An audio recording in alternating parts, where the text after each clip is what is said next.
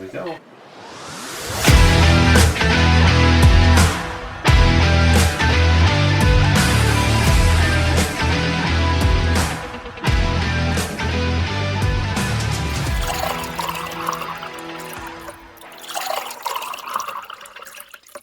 That's a fucking healthy pour. Thank you, sir.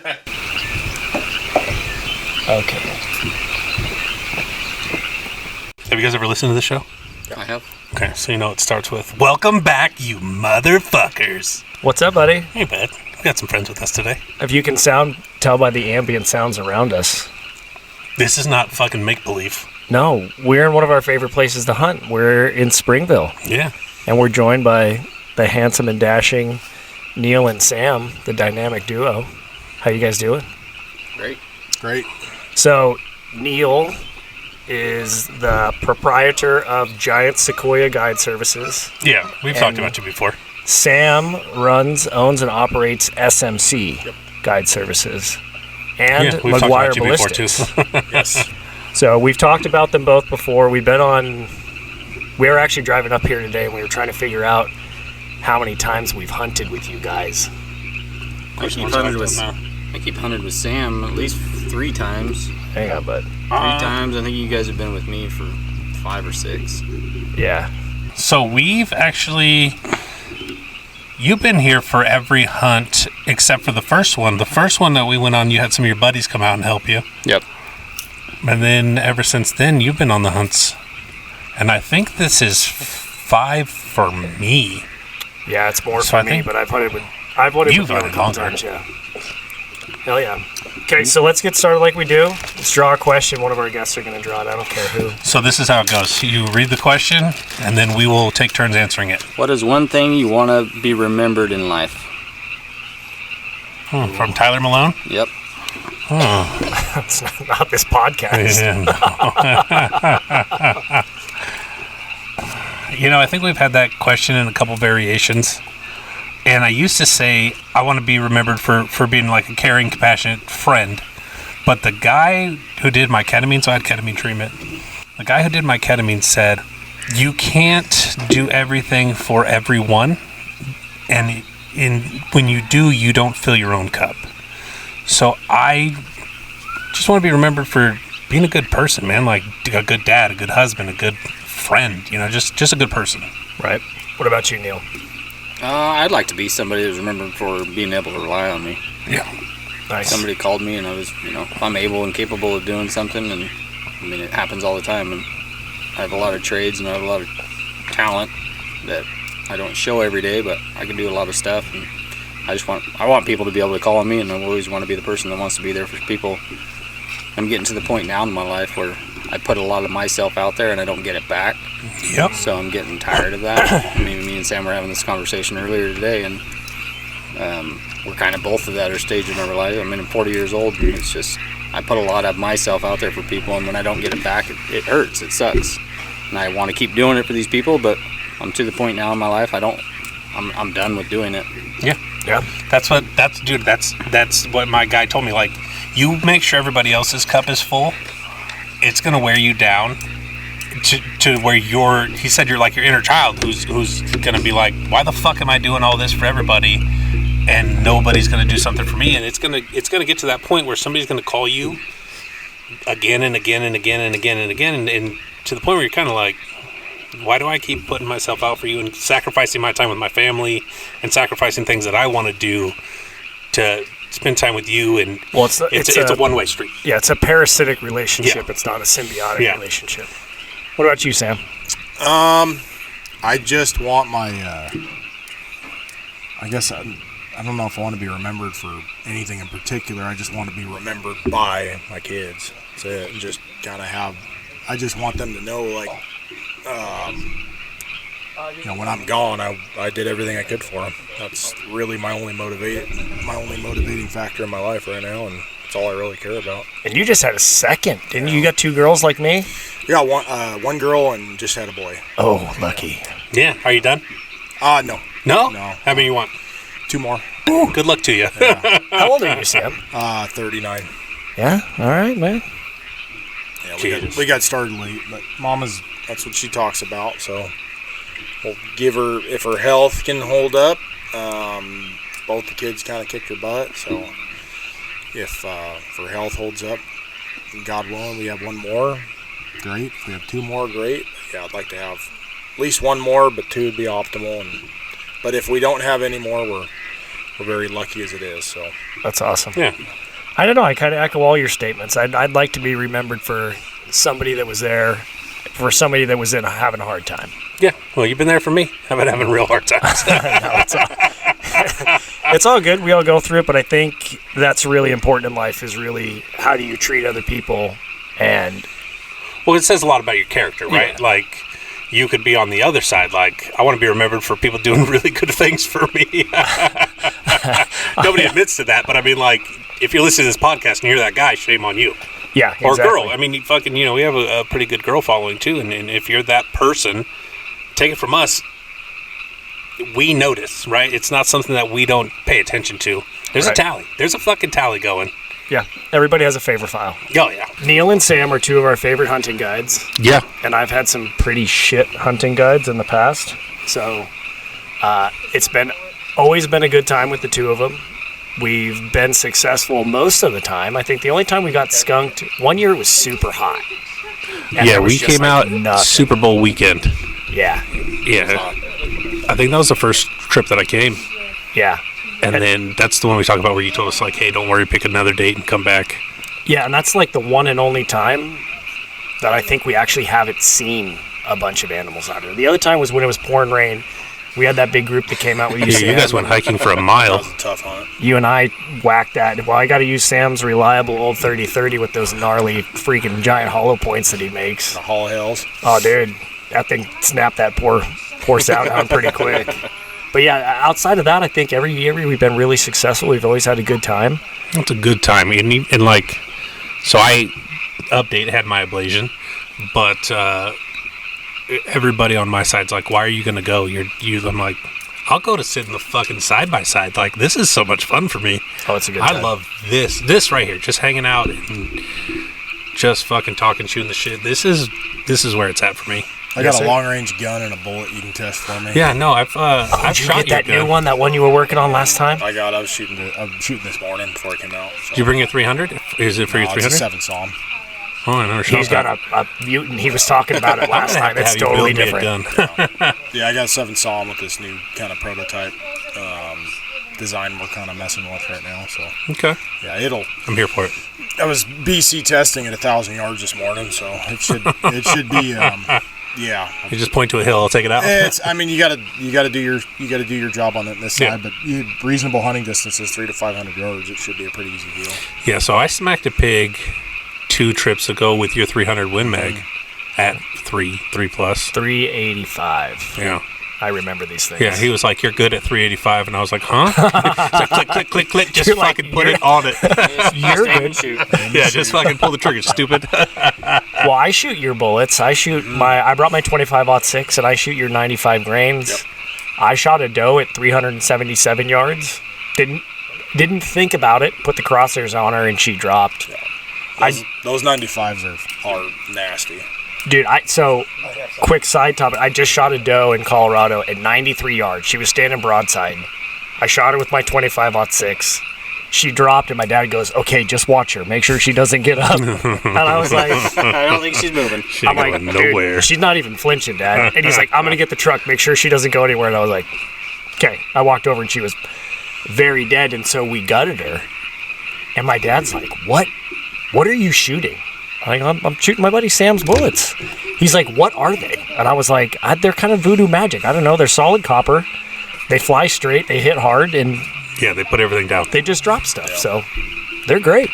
So no, pretty cool that you're shooting them. It makes my day. I see that stuff pops up, and I think you're like one of the first guys that are running those 25 cal 95. So like that was right when we launched them, and that bullet didn't do great on sales. And I remember you were like, I don't know, first 5 guys or whatever to buy them, and then you start stacking stuff up, and yeah, it's a really I really like that bullet. Yeah, I shot my boar, then he shot mine. You shot that one right afterwards with the same round. Mm-hmm. It's just They're killer. I don't know what you do with them, but we'll get into that. They're fucking magic. Yeah. We'll let you talk about what you do. It is voodoo magic. It is. But let's get into guiding. Yes. So, how did you two get started, and why? I started fighting fire right out of high school, and then he was a friend then, but a friend of ours, he owned his own guide service here, so he knew that I fought fire, and he was a friend of family, and he asked me if I wanted to start packing bears for him in the wintertime, because I'd get laid off in November. End of October, 1st of November, I'd get laid off, and that was right when he started running hounds, and so I'm like, sure. So I jumped on ship with him and started packing bears for him, getting paid $100 a bear to pack out. I'd travel all over every weekend. I mean, we were going somewhere, and we'd do bear hunts during the week, and I was laid off, so I didn't have anything going on. So I just worked for him during the week and during the weekends and packed bears out for him. And it's pretty much how I got into it. I didn't have any family that was tied to it. My brother hunts a little bit. My dad doesn't really hunt. I didn't have any family ties to guiding. It was just one of the things I love to get into, and I started it. Nice. What about you, Sam? How'd you get into it? I grew up hunting with my dad, and he had some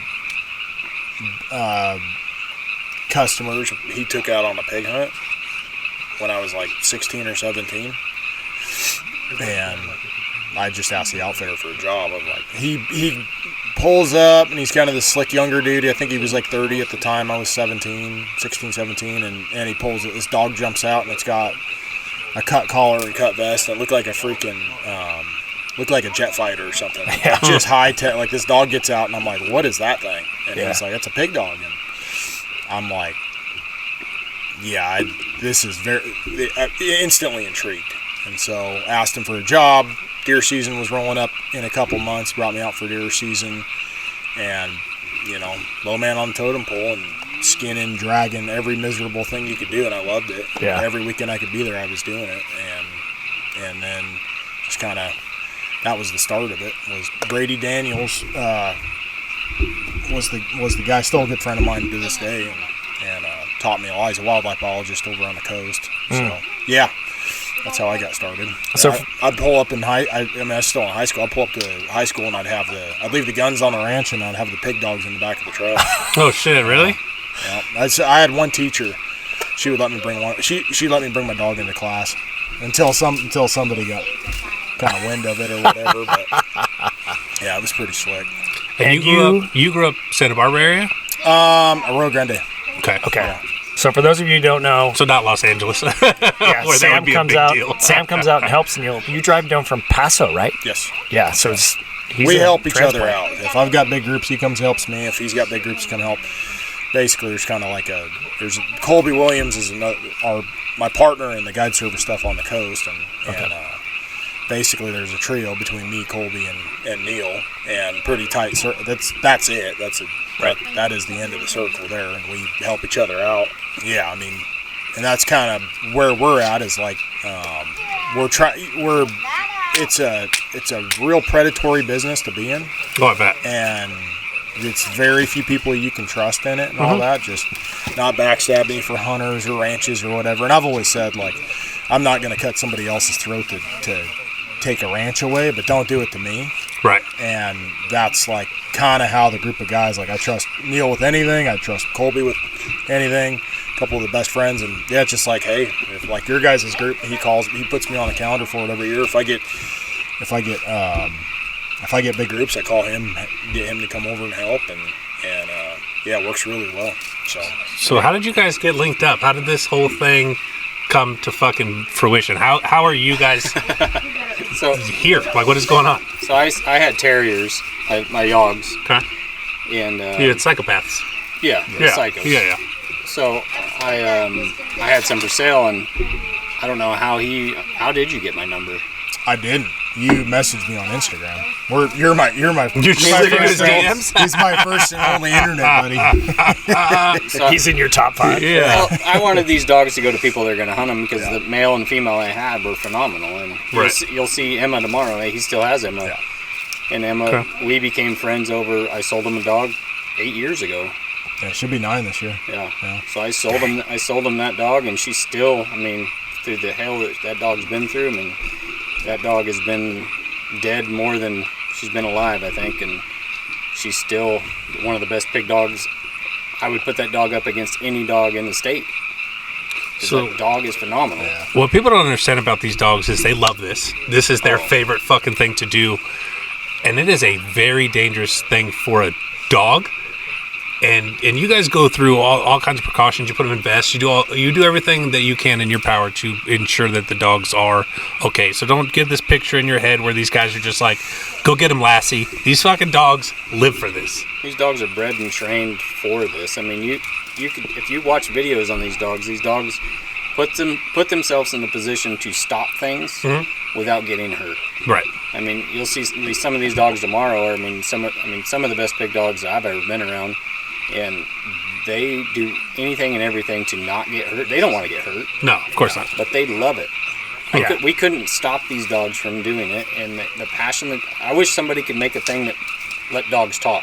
Yeah. Oh, dude. They'd be like, let me get this Dogs do motherfucking pig. You can tell, because they go fucking nuts. And they change their whole personality. I mean, Oh, yeah. Emma's the most loving little dog. You can put her in your house. You can put her around your kids. But when she sees a pig, it's different. She's a different animal. She's a different.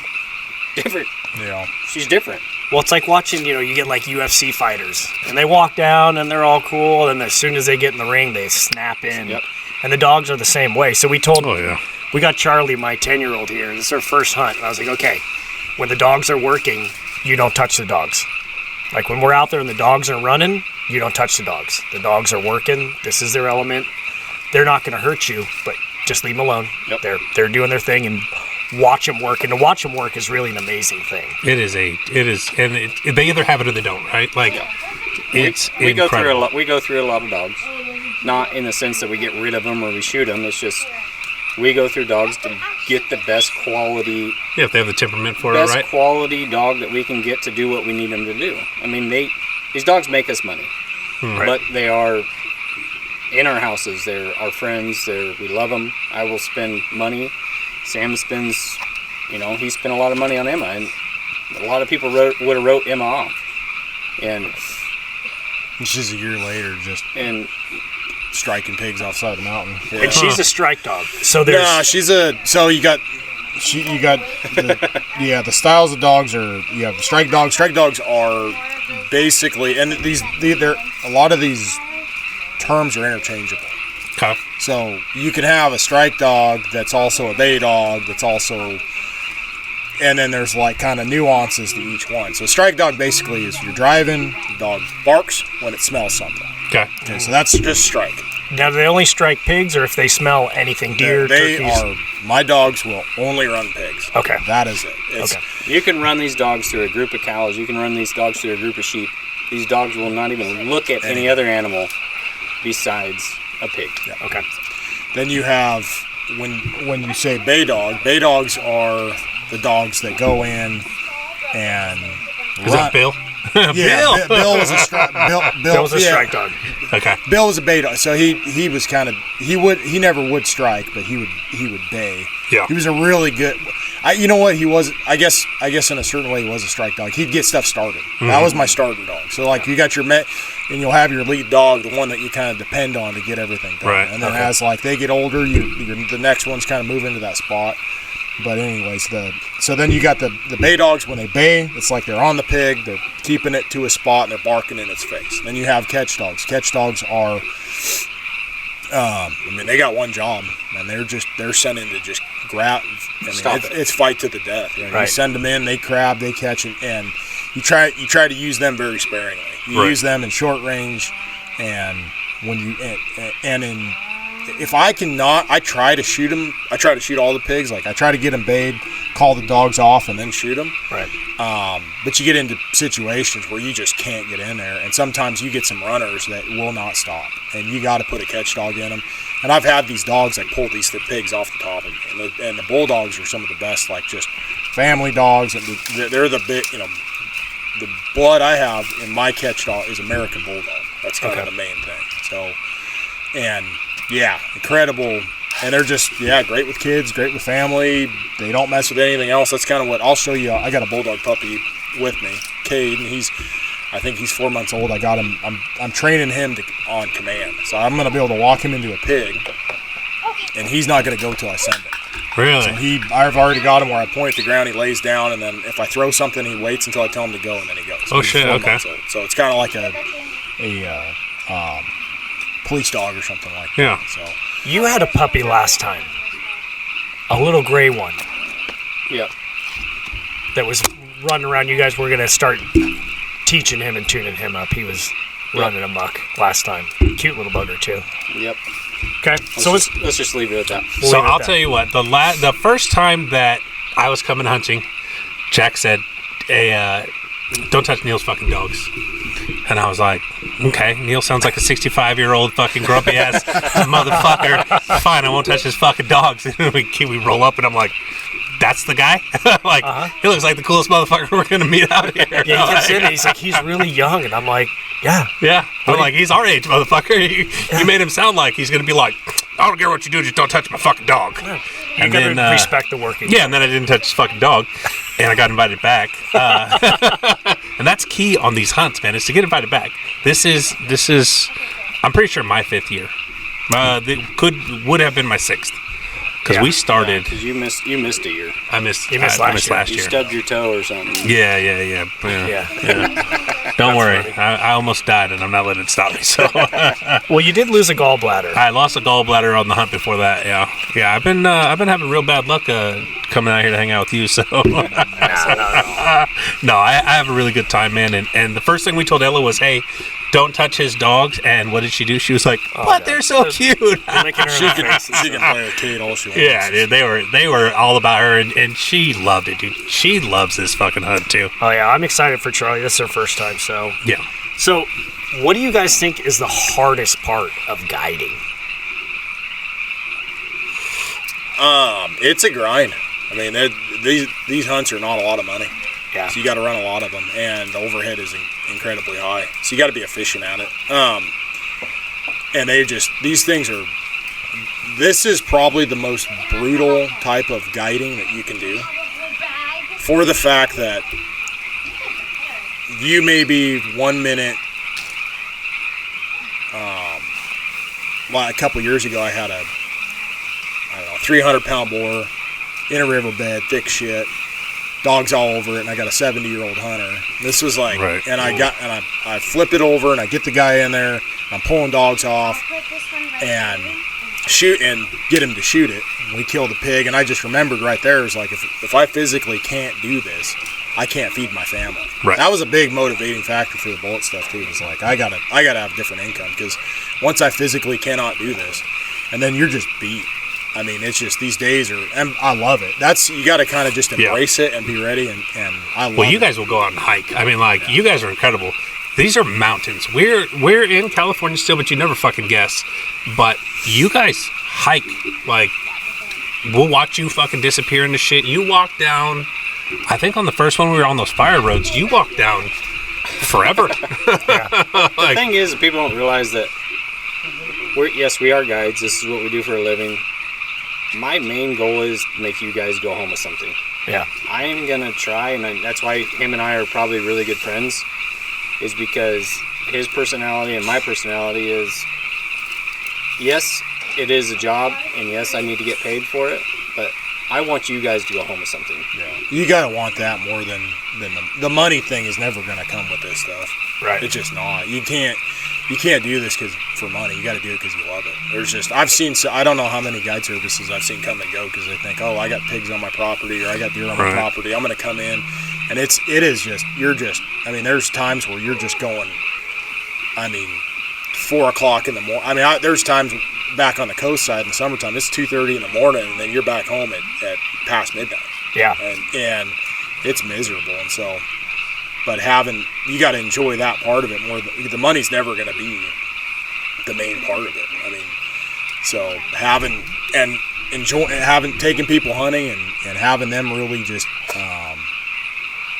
engulf in it and enjoy it and see what you're doing. And that's the fun part. Like right now, you don't want to do pig hunts with 1 or 2 guys. You want to do them you want to do them with 6 guys or 5 guys or whatever, because it's just killing one pig, right? Especially right now, hunting's really good. Is it? Okay. It's been, it's really good. Not saying you can't get your butt kicked from weekend to weekend, but right now is some of the best pig hunting I've ever seen. Well, I never make it easy on you guys, so I appreciate the shit out of you guys for fucking putting up with me and letting me come back every year. But the thing is like it's a tribe. You got everybody in there doing shit. Yeah. Right. It's not one.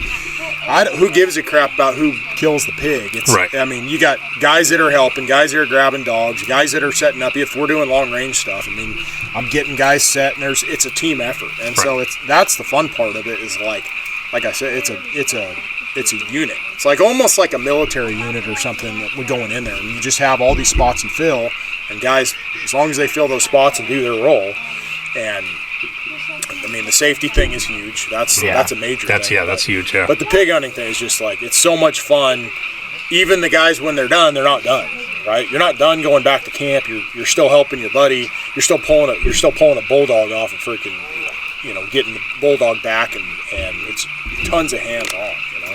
That's probably one of my favorite parts about hunting with you guys is I hate to watch people work, and I hate when people sit there and watch me work. It pisses me off to no end.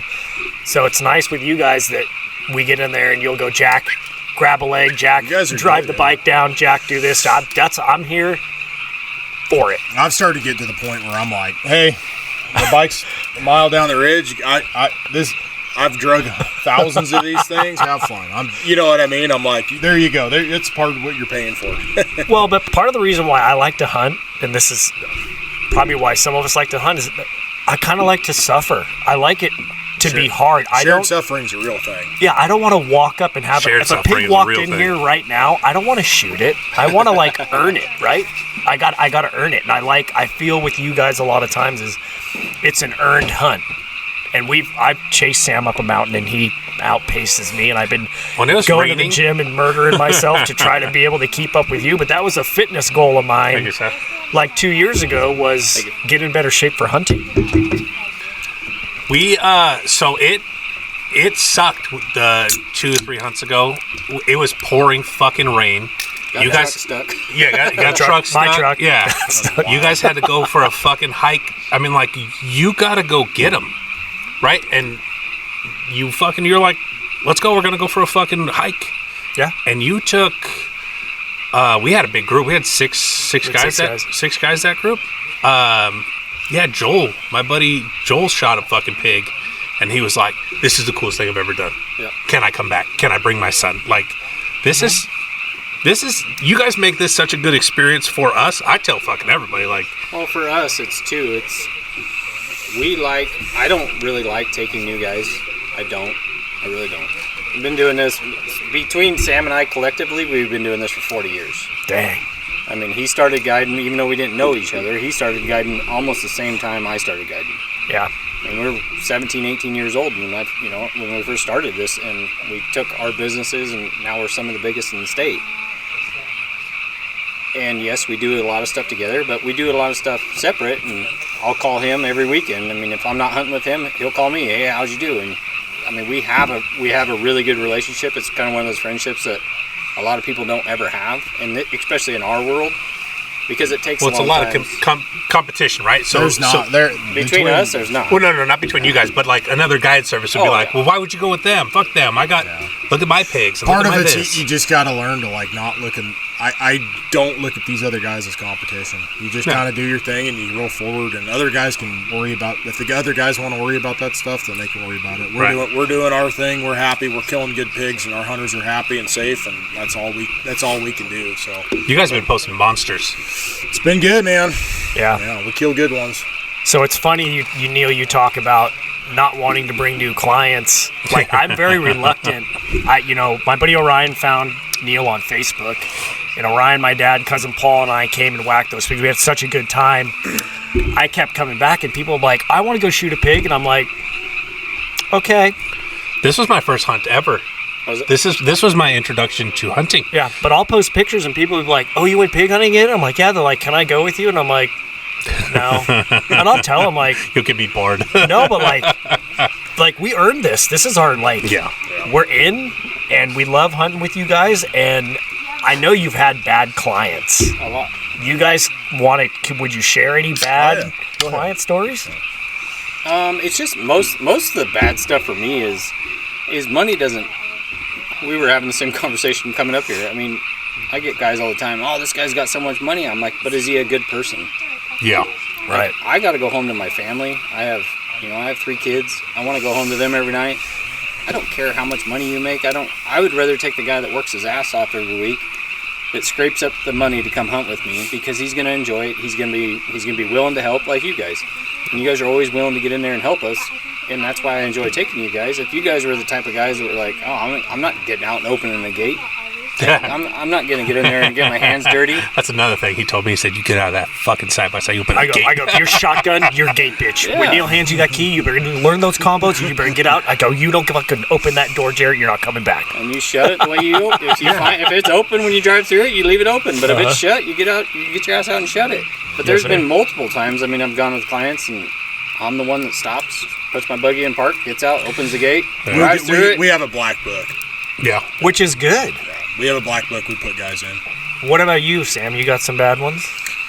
Yeah. So generally speaking, I'd say the last few years, we have been very lucky with the hunters we have. Like, everything goes pretty smoothly. A lot of that has come down to communication as well. So I really try to, like, when hunters come in, I try to go over a safety brief, try to cover bases, I try to show them rifles, where to aim on the pigs. That has cut a lot of fat off. Like, that's made the hunts better. Back in the day, and I've thought about this, is like you'd show up and you're like, and great, the guy's a dumb fuck, right? Mm-hmm. And look at all this. It's your job as the guide to fill in the gaps for them the best possible. Right.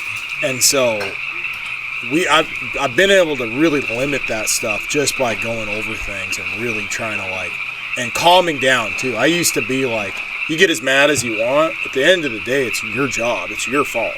Right. I look at it like if a hunter, if it doesn't happen, it's my. If something goes wrong, it's my fault. Right. And I try to control every variable I can. And so in the past, a lot of the bad hunts came from that. The blame game thing starts up, and I've just kind of learned to be calm, easy. I tell the hunters, like, I'm never mad if you don't take the shot. I will be frustrated if you pull the trigger and you start making excuses. Right. Okay. You the only thing you can control is your trigger finger. Right. If you pull it, it's on you. If you say, "Hey, I'm not comfortable," I'm never mad at hunters about that. I'm perfect, and so backing off that others, like, not stressing them out and stuff. Being able to manage the hunts has made things a lot better. Now, in the past, there has been just we have had some just like. There's been some hunters in the past that are just absolute, like, it's the population, right? 1% of the population psychopath. You're going to get one. So I've had, I guess the best one that comes to mind was I was guiding in Wyoming for Rawhide Creek Outfitters. A friend of mine over there, I got brought in as a contract guide, and for Rick Casper and his son Cody Casper, who are still really close and good friends of mine now. And there was this guy, and he was a meth head that won the lottery. Oh, that's who fucking wins. Yeah, meth head that won the lottery, and his brother, his brother had enough common sense. I think his brother was well put together, and now this whole thing goes into a couple stories, but. Took his money, and then we're talking, I think it was like $150 million. Oh, dang. Yeah, it was not like a million. Oh, like a chunk. No, it was a lot. Oh, and shit. So wow.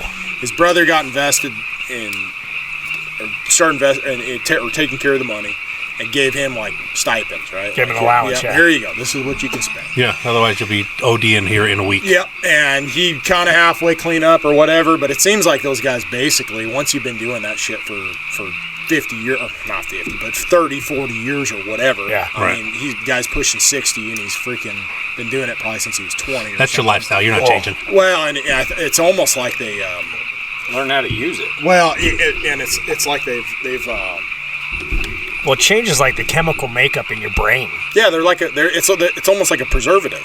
Yeah. It's like, how are you still? I mean, Like it's just functioning crazy. method. Yeah, it's like, how is this even possible? So, anyways, he shows up with 6 or 8 guys for pronghorn, and they said, "You're taking this guy." And I looked over at him, and I could just tell right away there was some attitude with this guy. And he wasn't listening. I was trying to explain things to him, and he would like shake his head at me, put his head down, and just not pay. And I'm like, "Hey, man, are you listening? And this is what we're doing." And he just have his head out the window, and I could tell he was ignoring me on purpose. And I'm like, and it's kind of like there turns into a dick measuring contest on some of these hunts. It's like, it's not about that. I don't care about egos. Need to go away. Listen to what we're telling you. And when I was younger, I was a lot worse about it too. I just lose my shit because it was like, you're gonna fucking listen to me and do. You know what I mean? It's like, motherfucker, you show up here. You're gonna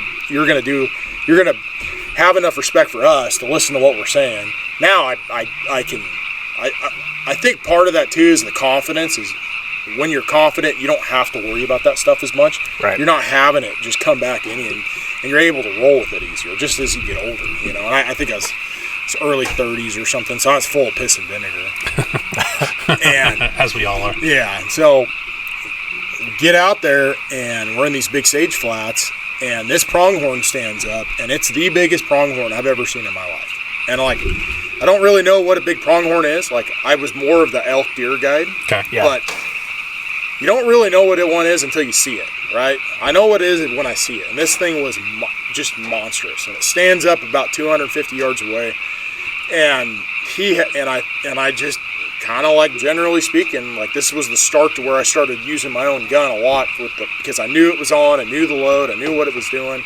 I throw the gun up on a shooting rest. He pulls the trigger and he says, "Oh shit." And I kind of knew, okay, like, I should have let him, and this is where it comes into being my fault, right? I should have had him dry fire so he could get used to the trigger. It had a light trigger. It wasn't a 5-pound factory trigger. It was a 2-pound custom trigger. And I go, "What happened?" He goes, I pulled the shot. And I said, "Okay, don't worry about it." And it's like, let's get back in the truck. And it's kind of like the pronghorn. You're just kind of, it's a lot of truck hunting on this setup, you know? So we're trying to get up to a different spot and cut him off again and all that. And all of a sudden he goes, "That gun's a piece of shit." And I was like, "What?" And I look back and I was aiming right at it. And the whole thing, like, just totally contradicted itself. And I'm like, "Hey man," I'm like, "shit happens." And I tried playing this where, you know, no big deal. Like, we're still on him. And he just starts getting pissed, just attitude. That piece of shit rifle. And I'm like looking back at him, and I'm like, now I'm getting kind of frustrated.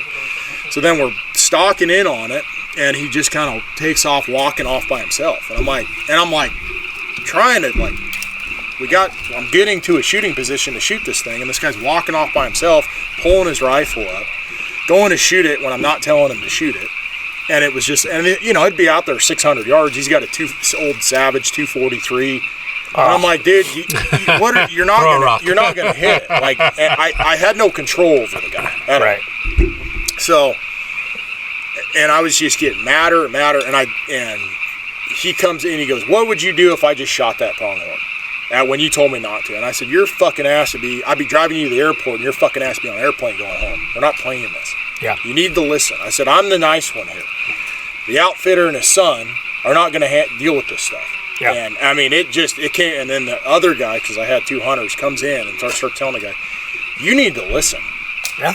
And I'm like, you know, this is hours going on. Plus, this was the end of a 35-day stretch. This was the last day of 35 days hunting. And the outfitter had me stay over to help with this group. So I was kind of already like, I was like pretty frustrated, beat up and tired. And you get kind of miserable at the end of those long runs. Oh, yeah. I fucking bet. So anyways, we head back. I grab an elk hunter, and we had an old man, he's like 75 years old. We take him out, we put him in a blind, and we'd cow elk at like 370 yards. This guy's, I'm a horrible shot. He was great. Just old man, no ego. he's like, I'm the worst shot you've ever seen. I can't shoot nothing, blah, blah, blah. I'm like, what are you doing here? So why are you hunting? Yeah, kind of how the camp worked was like there was new people and they didn't even know each other. So the pronghorn hunters, you hunted the middle of the day, and then the deer and elk hunters, you hunted in the morning. So you get up in the morning, you take the deer and elk hunters, then you get back, you'd eat breakfast, and you take the pronghorn hunters out and hunt. And then when you get back from that, you grab the deer and elk hunters and you head back out to the hills. Okay, right. So it's just bang, bang, bang. It never stops. So I come back, I grab the elk hunter, I head out, set him up in a blind, and really nice guy. And the elk are coming off the ridge. And he's like, I'm a horrible shot. I can't hit anything, blah, blah, blah. And I'm like, look, I had it on this gun on this rest, this tripod rest thing I have. And I'm like, if you do that, he keeps dry firing. I said, if you do that, I promise you'll kill that elk. And he shoots and freaking, I watch that bullet go right in the top of the heart. Elk goes 5 feet, falls over Same dead. gun. Yep, same rifle. Same gun. Oh, you're a piece of shit? Yeah, That piece of shit rifle? Same gun. And then the outfitter goes, I had a cow tag. He goes, hey, we need meat. Go kill another one. So I freaking run out there, and the elk are out there in the field, like didn't know what happened. And I get to 500 yards, and I smoke another one. And we load up both of them, and we get back. I don't even think I told the old man, because you try to compartmentalize it down. You're not trying to tell this hunter's being a dickhead or whatever. You know, you try to keep it, I was going to my boss and telling him, I was like, you need to keep this guy away from me, but try to keep it in, tight circles or whatever. So I hadn't said much. We come back, and there's, 8 legs sticking up in the air, and that guy comes walking out. And walks up back truck, looks over, and that old man's go, that's the best gun I've ever seen in my life. I never seen nothing like that. And the guy just turns around and walks back inside. And I go, I just, there's justice for things, right? Oh, that's sweet vindication. It was like, I didn't have to do any more than I had to do. And you know what I mean? Like this old man sitting here, and he just freaking creamed this big old cow elk, and happier and all, and that was it. And so the argument was over with this guy. And he ended up coming up later and apologizing and giving me some tip money and stuff. But it was probably the hardest 2 or 3 hours I've ever had of dealing with a single hunter. I'm chasing this guy around, and I'm usually pretty calm when it comes in. I usually give a couple dirty looks, and the guys will listen a little bit, and this guy was just not, it was not happening with him, so.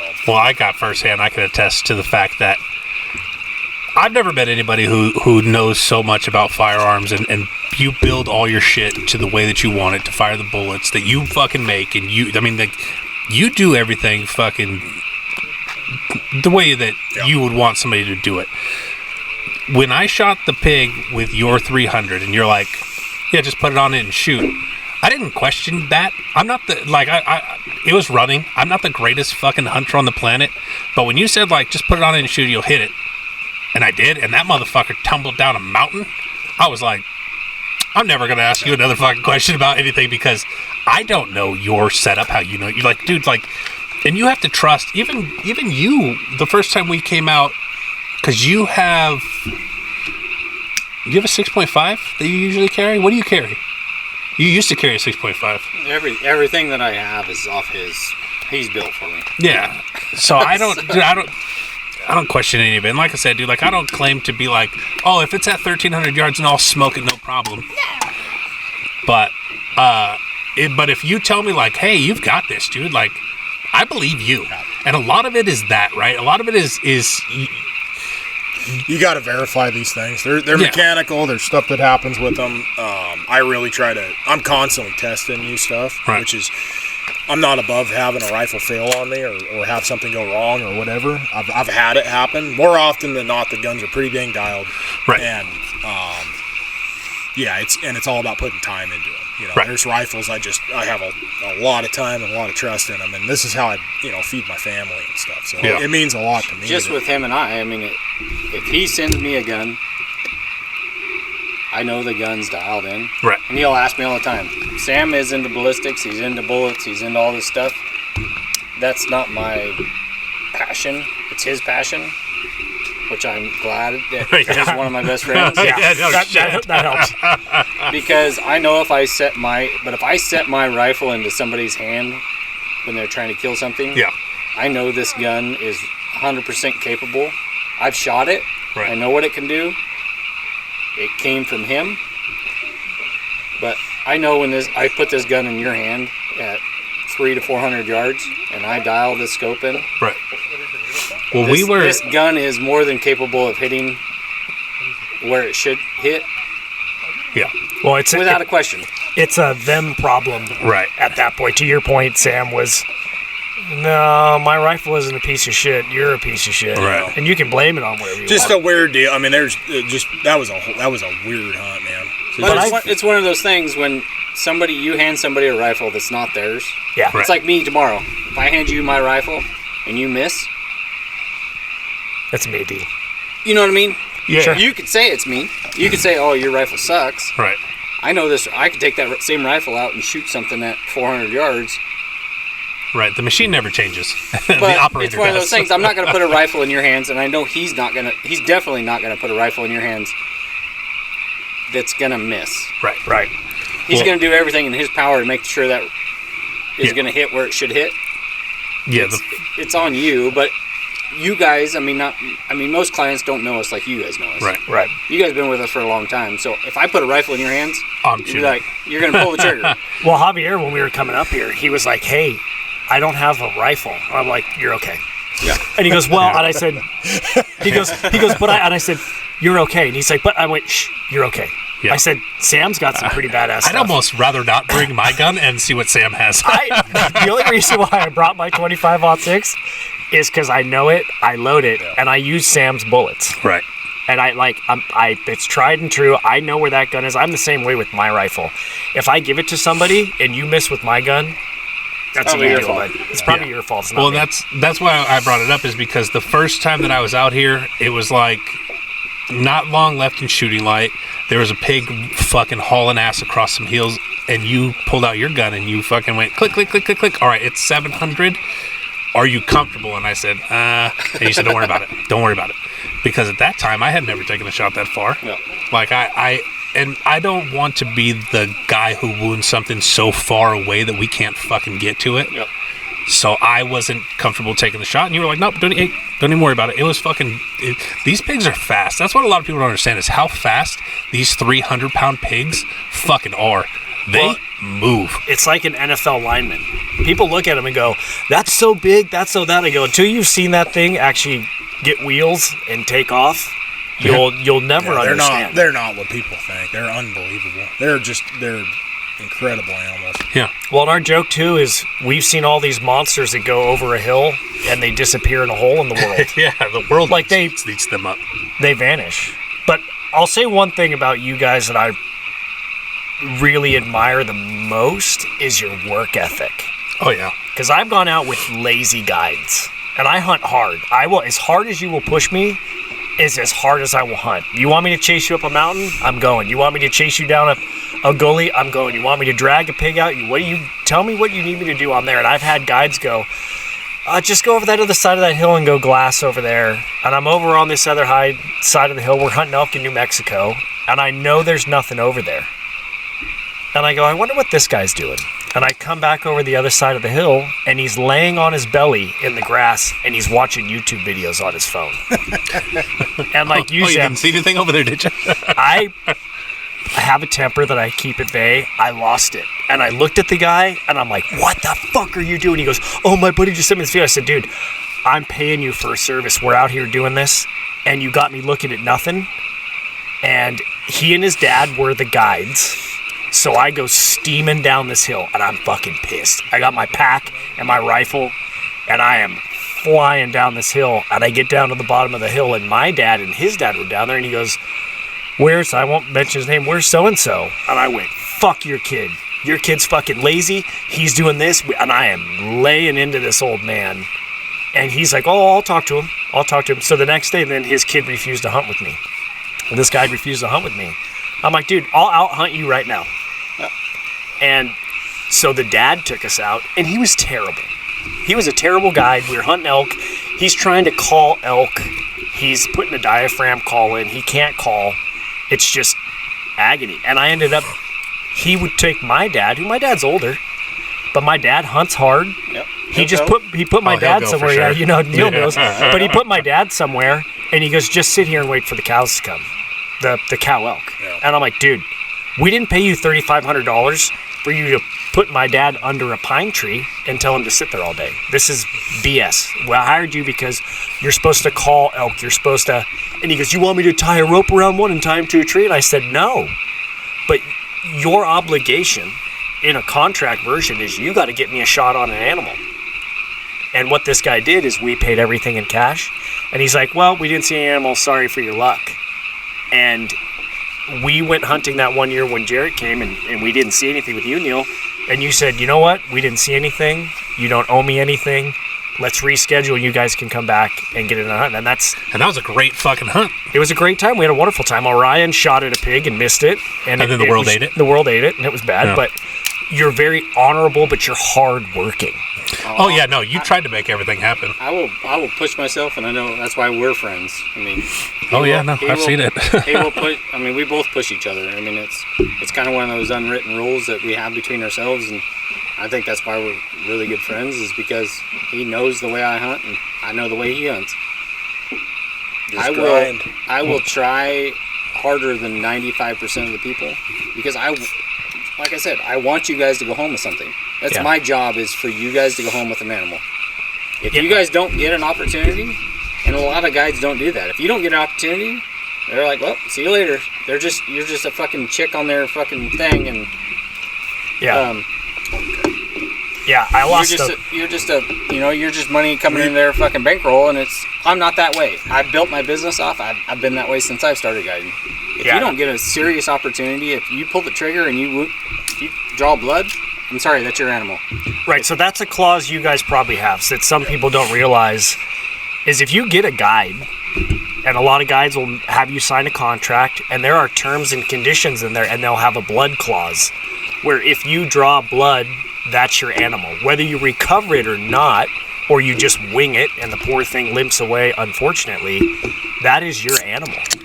And unfortunately, that's a side of hunting that happens. I mean, it does happen. It happens. I'm sure it's more rare and rare as time goes. But I mean, even you watch Meat Eater, and he's like, "Oh, I grazed it." Well, so Cameron Haynes, I listened to his. He's got 2 books out. I listened to one of his books, and he went on the elk hunt.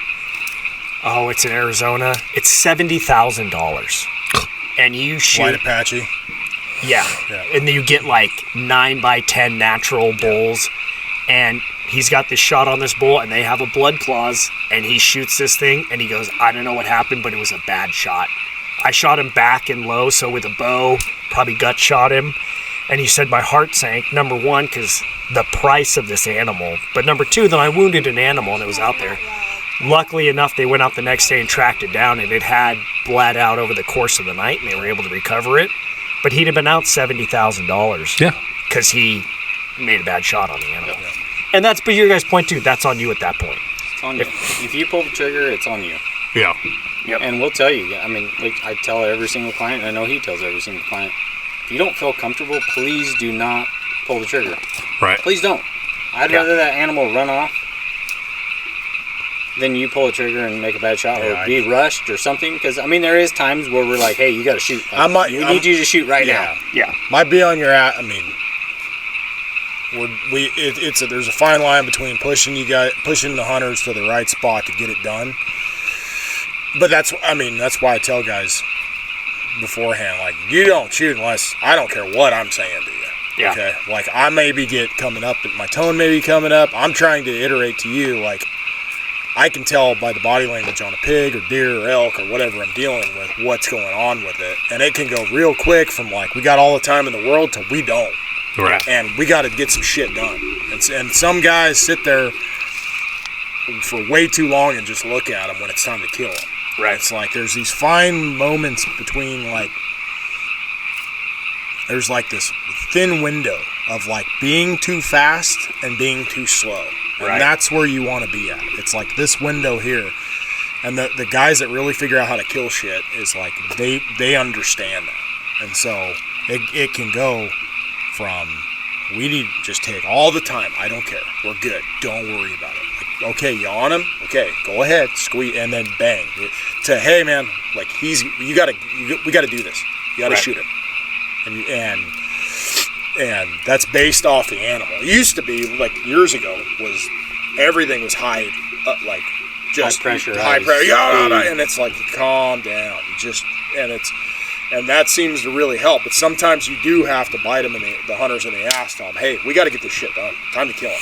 Yeah. Right. Because at the end of the day, you're not bringing them out here to fucking watch pigs through scopes. No. But the year it was pouring rain, and I shot that pig with your 30-30, they were bait up in that brush pile. The one got pulled down low that Joel shot. Mm-hmm. The two went up top, and I shot that one, but I shot her kind of far back. Yep. Old Wheels here. Bill dragged me and Bill over the hill, and a couple of your dogs came and they had it bait up behind a rock, and so we're probably 30 yards away, and I'm set up on it, and he's like, hang on. And he's watching the pig and watching the dogs, and that's the other part of it is, yeah, there's a pig there, but there's 6 dogs around it. Right. And there's all these dogs that you have time and money and an emotional connection with. Yeah. And you don't want somebody to shoot one of your dogs. So he's like, hang on, I'm calling the dogs off. And I'm sitting there and I'm like, I'm ready. I'm ready. He's like, wait, now. Bang. It worked out perfectly, but you listen to the experts. Right. Yeah, don't shoot my fucking dog. I mean, we do this week in and week out. We take some of the best people in the world. We take we take some worst. But it's just one of those things. We see this every week. This is what we do. Have faith in the guys. I tell guys this, like, if you go on a hunt, any recommendation if you're going on a guided hunt is you got to just have faith in the guy you're going with, the outfitter, guide, whatever. Yeah. And then you can make your decision at the end of the hunt. I've been on hunts before with guys where I'm like, this guy doesn't know anything. And then all of a sudden I'm like, and this it's like this constant thing of me being wrong about stuff, right? It's like, oh, this guy doesn't know. And then all of a sudden I'm like, holy crap, this guy knew. I mean, the foresight this guy had that I didn't is incredible. And so that's what I've learned from the hunting is like making assumptions and stuff like that can get you into trouble. Oh, yeah. And limits your learning. And so I tell guys, when you go on a hunt, just have faith in the guide or outfitter. You can assess the hunt after you're done. Yeah. Sometimes it's like, man, you're sitting there, and I've had it where I'm like, they're like, blacktail are the hardest animal to hunt. Big coastal blacktail. And I've got a hunter, and it's like one spot, and I got one big deer I'm hunting, and we're sitting there for the entire season, every weekend of the season. And I had one, it was the entire season, we didn't kill him. And then the next season, opening evening, we killed his ass. Huh. Yeah. And it was like, I don't know how many sits we had to sit there to kill that deer. And the hunter, best hunter in the world, this guy Steve, who comes out and hunts with us, never questions a single thing I ever do. I'll ask him sometimes, what do you think, or whatever, and he'll have ideas. But if I tell him, like, we're sitting here, he'll just sit there with me the whole time. And I bet you most guys can't do that. No. And people say, like, man, that guy Steve, especially a couple of years ago, he's hunting with a bunch. He just killed. I'd call him up, hey, I got this giant boar hitting a trail camera. You want to try to kill him? And he'd show up, and we wouldn't get him. And he'd show up, and wouldn't get him. About third time, fourth time, fifth time, bang, we'd kill him. And it's like, then Steve's sitting on a 400-pound boar that's just one of the biggest ones getting killed in the state that year. Yeah. And he's like, and then the hunters, people see it, and they're like, man, that guy he must be lucky. I'm like, no, that guy works his ass off. Yeah. Yeah, I've sat with him on a hillside, 100 degrees, waiting for some nocturnal boar to make his mistake one time and get him killed. Really? And so that's kind of what I tell guys is like, or you get guys like you're dealing with, man. That's the hard part. Is like, man, there's a lot of bad guides and outfitters out there. They're just in it for the money. And so, but yeah. For us, it's just have faith in what we're doing and promise we're going to work as hard as we can. And at the end of the weekend or whatever, like then you assess the hunt, Right. Yeah. And you guys hunt and guide multiple animals. What is your favorite to guide on? Mine's turkeys. Okay. Yeah. Turkeys, it's just one of those things you can call. Yep. You can hear them respond to you. When it's good, it's good. We'll see 30 turkeys tomorrow. Oh, you will. I mean, the ranch we're going to in the morning, we're going there because the ranch owner called me and said, hey, there's the whole mountain is tore apart. Really? Okay.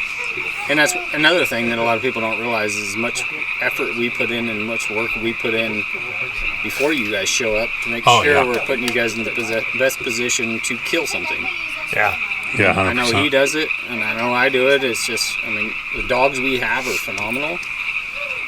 We put, like this time of the year, we put a lot of reliance on the dogs because there's so much water, there's so much feed, the pigs are spread out. You don't have good dogs right now. You guys come this time of the year, and a lot of the year we're not even using dogs. It's spot and dog. Really? Long range, yeah. Long range glassing, long range. I mean, the coast stuff. We don't even run dogs over there. Really? Yeah, it's all long range glassing, long range guns. Really? Nice. What about you, Sam? What's your favorite to hunt or to guide? I mean, I absolutely love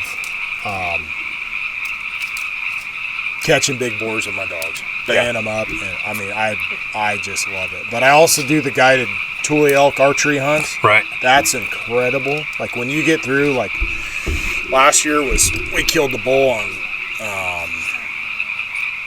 what was it? Saturday or the Friday of the closer. So 7 days, you know. Yeah. And that hunt can be it's a coast archery hunt over there. It can be 120 degrees. Oh, and geez. it's just like, I mean, you are just I tell the hunters too, like I'll get some pretty experienced archery hunters. Same thing. Fortunately, I've been very lucky. The guys trust me and let me do my thing because I don't elk hunt like a lot of guys. I tell the guys, I'm gonna dog them like a wolf. I'm gonna stick on their ass until we kill them. That's what you do. And it was like those hunts are just incredible.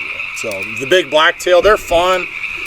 It's just, that's more of a ranch thing. If you got the ranch, you got the ranch. If you don't have the ranch, you don't have the ranch. But big blacktail are awesome. But it's all, I mean, when I was guiding big mule deer in Wyoming, like those things are spooky. Dude, we're killing 200. I mean, I was fortunate enough to like hit a high spot where I was guiding at. We're killing 200-inch bucks every year. Oh my god! And it was just these like, I didn't even think these things were possible. I showed up over there.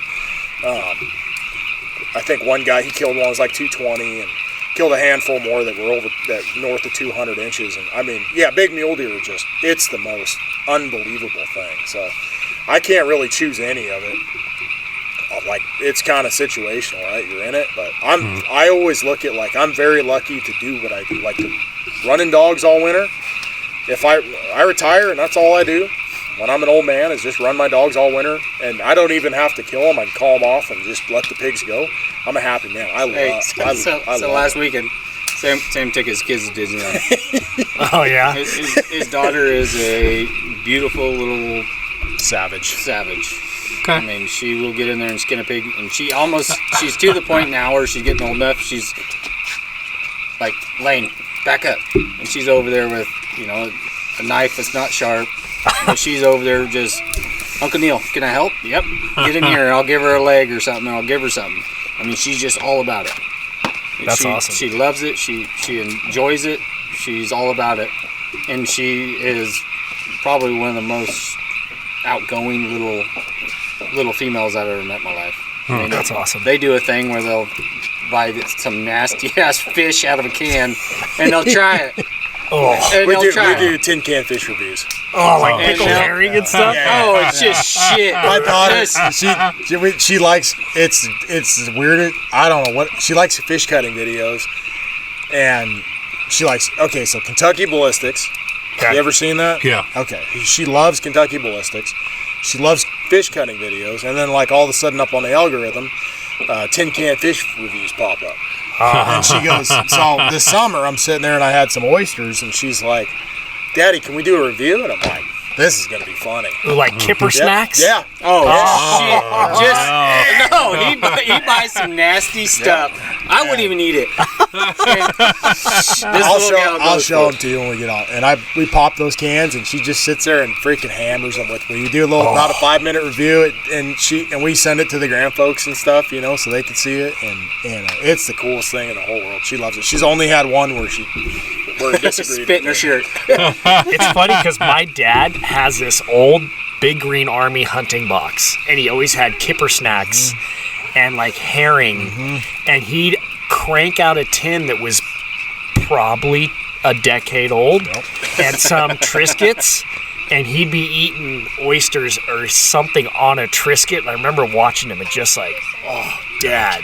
He's like, this is good stuff, son. You should try it. I'm like, I'm telling, like, my joint pain has gone down since we started doing those. it's all the fish oil? I swear. The omega-3 fatty I acids? swear, I'm like sitting there going, man, I can't point to anything else other than those tin can fish reviews. Now, there's one from Greenland. It's either Greenland or Iceland. It's the super, it's like supposed to be the most foul thing. It's this aged herring or some kind of I've fish. seen it. So we're trying to get that to do. New goal, Jerett. We're gonna find this stuff for Sam. And Speaking of delicious foods, you want to go eat? I think our steaks are ready. yeah, we can wrap this up. We wrap this. You guys haven't seen. You got any words of wisdom for anybody who wants to come out and hunt with you guys? Be open-minded. Yeah. Shit changes fast and changes quick. We're gonna put you in the best position I can put you in. Sam? Yeah, it's the funnest thing in the world. It is so much fun. Pig hunting's one of the funnest things there is. So I was in a great mood this morning at work, and everybody's like, "Are you okay?" I'm like, "I'm going boar hunting," and they're like, "And?" I'm like, "And you don't know." You'll never know. If you ever wanted a raise, right now is the time to ask for it. I was getting an ultrasound because I have a hematoma, and I was thinking, like, I shouldn't even have came in here. I should have just left and went to Jack's house, picked him up, could have just left, because I don't need anybody asking me any questions about, well, how are you going to do that? I'm like, these motherfuckers will figure it out. They're good at what they do. And it's not like I'm hiking these fucking mountains anyways. Neil knows that Neil knows what he's getting. I'll bring one in the buggy for you. Dude, I've been wearing a 35-pound weighted vest at work and hiking up my stairs. I've been going to the gym. I've been running. Yeah. I'm in tip-top. Those of you can't see Sam. The first time that Javi came, he's like, Sam is a freaking unit. Yeah. Sam's a big, hungry dude. Yeah. Like, we're about to feed him lest he take one of our heads off. But yeah. Sam's a hard man to run up after a mountain, and so is Neil. Neil was out here as a firefighter carrying packs and chainsaws. Yeah, no. These two take off up a hill, and you're like, oh. Well, Joel was like, the reason Joel got in shape, Joel lost 100 pounds. Joel came on that hunt with us, lost 100 pounds. He lost 100 pounds because he was like, dude, I couldn't, they smoked me. I couldn't keep up. He lost 100 pounds to come and do it again. He straight up was like, I'm so embarrassed. Yeah. They're like, dude, we all had a great time. He's like, I'm so embarrassed. Is he the guy we're trying to get up there? No, that's Javi. No, it's Javi. He's the guy. Javi was with me first, and then Joel came with me. And I shot Javi's pig because I told him, I'll carry the rifle for you. And then I kept looking back, and I'm like, I'm going to shoot that pig for you. Growing and growing. I said, I'll watch the buggies and sit under the tarp. Well, your gallbladder was failing. Yeah, my gallbladder went that trip. Yeah. I came back and had gallbladder surgery. They were like, you got to lose that. Yeah, for sure. So, all right, man. What do you say we pull the trigger on this one? Let's pull the trigger on this one, baby. All right, man. Well, thank you guys. Thank you for having us. No, thank you guys for coming out, man. Thanks for coming on. And tomorrow's gonna be fun, man. And we appreciate you guys letting us come out year after year and putting up with our shit and. I don't miss this group. No, I wouldn't. No. We're gonna. Javi and I were talking on the way up here. This is gonna be an annual tradition. Oh yeah, 100%. We're just gonna book a weekend a year in advance. Yeah, and we'll see you next year. Yep. Yeah. So, all right. So that's what we're doing. What the fuck are you guys doing? You guys got to reach out and call these guys and see if you can get in. But good luck. Good luck. Yep. Good luck. Yeah. Best of luck to you. Good luck. Yeah. Too bad. Don't use our names because we're in good. Fucking hey, Jack and Jerett told me. Jack said no, because Neil's got my number. He'll call me. Sam will send me a message. Yeah, like, hey, who the fuck is this guy? Who is this joker? Be like, I don't know. We'll vet you for sure. I don't know him, dude. Fucking yeah. So, and if you do come out here and you are lucky enough, don't fuck this up. Don't fuck it up. Don't fuck this up, and don't drop our names while you're fucking it up. No. I don't want to be associated with that. But if you have a good time and I mean, that's what it is. This is just a good time. This hunt for me is more about coming out here and hanging out with you guys and shooting the shit and having just a fun fucking weekend. That's what this is. It's more of a friendship. Yeah, 100%. We're hunting with our buddies. And that's about all of our. I mean, he has guys that he's been taking for 10, 15 years. Yeah. My longest running client I took when I was 18. Dang. I lost touch with him. I was on a cruise ship, and he was doing the hairy chest contest. No shit. No shit. And I told Paul, my buddy that was with me, and I'm like, hey, that's Big Mike. And he's like, no way. I went and bullshitted with him, and we became, I mean, we've still been best friends. I talk to him a couple times a month. That's rad. But he hunted with me my first year when I was 18. I'll have to live up to my name in your phone and bring you some fireworks next time I see you. You let me down this like you let me down this Jerett fireworks. All right, man. Let's go eat. Let's pull the trigger on this one. I've been Jerett. I've been Jack. I've been Neil. I've been saying. And this is Shattered Wisdom Podcast, and you motherfuckers are welcome.